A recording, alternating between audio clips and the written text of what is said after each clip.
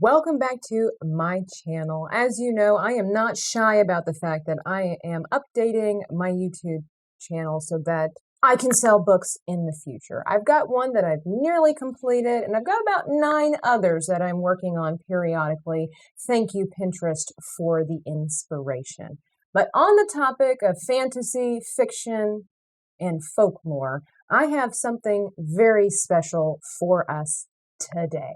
But before we go any further, please be sure to like and subscribe to this channel so you get updated on all the future videos that will be coming. So today I have an interview with somebody who claims to have witnessed a Bigfoot sighting. Now, before you roll your eyes and click this video off, I can go ahead and say with full confidence that this person is not brainwashed, is not a conspiracy nut.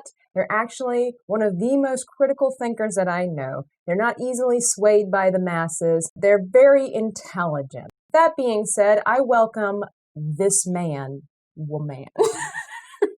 Hello. So before we get into the telling of what you saw, can you tell us what were your thoughts about Bigfoot before you actually saw it?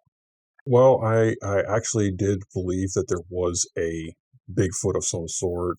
I never really, gave it a whole lot of thought. I just figured he existed, and that was pretty much it. I, never really thought to go ahead and try to find him like some of the other people out there, or... Well, what made you believe that Bigfoot could potentially be real?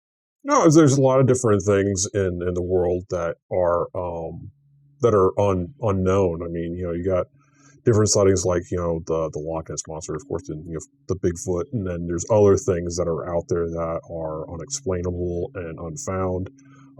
Scientists are finding almost every other day, or every year rather, a couple of different species of insects. There are many different species of aquatic life that have yet to be discovered or are being discovered. And so they theorize that there are more still within the ocean that has not been found because all the ocean hasn't been explored yet. Exactly. So that's kind of how I saw it then with the whole Bigfoot, Loch Ness Monster.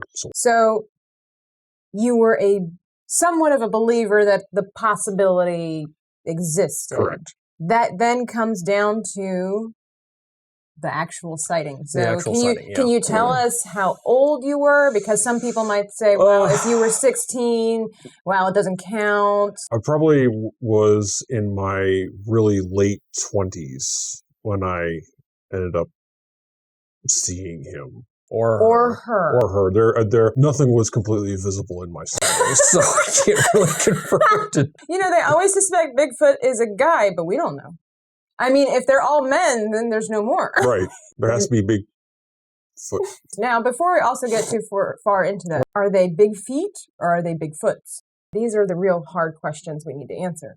What is the plural form of Bigfoot? I would assume that maybe what it is that it's actually a misnomer, because if it's Bigfoot, maybe he only has one big foot and the rest of it is all small.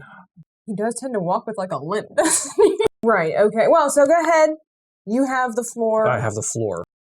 Where did it happen? What happened? It happened in the little town of Oak Ridge, North Carolina. I was driving my car going into another town, leaving Oak Ridge.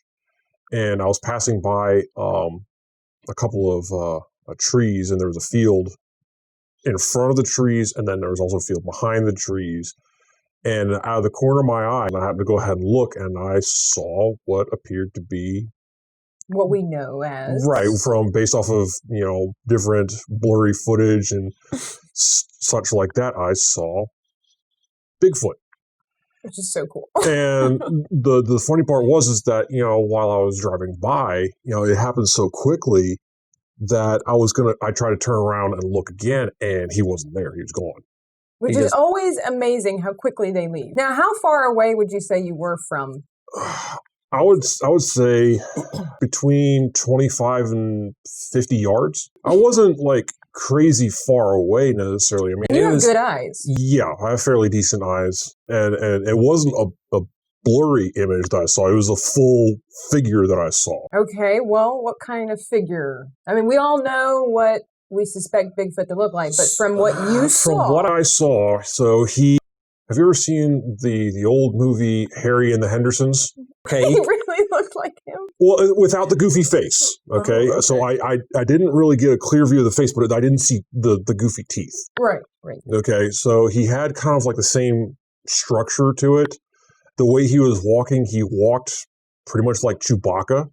You know, his arms were like so fluid. I mean, they were literally like moving like this, as were almost his legs while he was Maybe walking. it was Peter Mayhew making a cameo appearance in the world. I think he was dead by that time. Well, which would make that even creepier. Right. Wow. I don't actually, you've told me this story before, but I've never actually asked you the details. I've never heard about the arms. Yeah. So it's kind of like, you know, like one of these deals while because he wasn't running, he was walking. And, you know, it's funny because, you know, they're thought of as being like super tall. And I guess when you're really how tall do you think he looked tall? Between 7 and 8 feet. Wow. So like, it's very consistent. Those are the things. Usually it's like very hairy, very tall, and walks with this kind of swagger. Interesting. It was just gone.